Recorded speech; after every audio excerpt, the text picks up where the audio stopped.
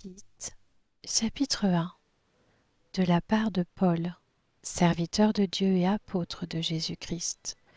J'ai été chargé d'amener ceux que Dieu a choisis à la foi et à la connaissance de la vérité qui est conforme à la piété, afin qu'ils aient l'espérance de la vie éternelle.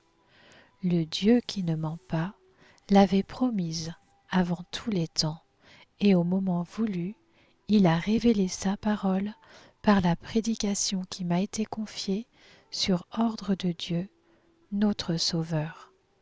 À Tite, mon véritable enfant dans la foi, qui nous est commune, que la grâce, la compassion et la paix te soient données de la part de Dieu le Père et du Seigneur Jésus-Christ, notre Sauveur.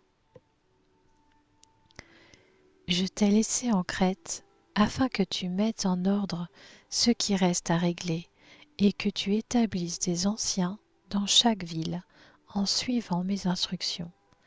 Des hommes irréprochables, fidèles à leurs femmes, dont les enfants soient croyants et ne soient pas accusés de débauche ou insoumis. En effet, en tant qu'intendant de Dieu, il faut que le responsable soit irréprochable. Il ne doit pas être arrogant, colérique, buveur, violent, ni attiré par le gain. Il doit au contraire être hospitalier, ami du bien, réfléchi, juste, saint, maître de lui, attaché à la parole, digne de confiance, telle qu'elle a été enseignée, afin d'être capable à la fois d'encourager les autres par la saine doctrine et de réfuter les contradicteurs. Il y a en effet beaucoup d'hommes insoumis, des discoureurs creux et trompeurs, surtout parmi les circoncis. Il faut leur fermer la bouche, car ils bouleversent des familles entières en enseignant ce qu'il ne faut pas pour un gain honteux.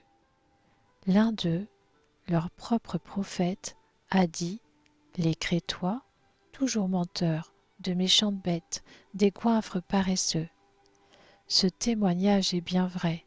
C'est pourquoi reprends-les sévèrement, afin qu'ils aient une foi saine et qui ne s'attachent pas à des fables juives et à des commandements émis par des hommes qui se détournent de la vérité.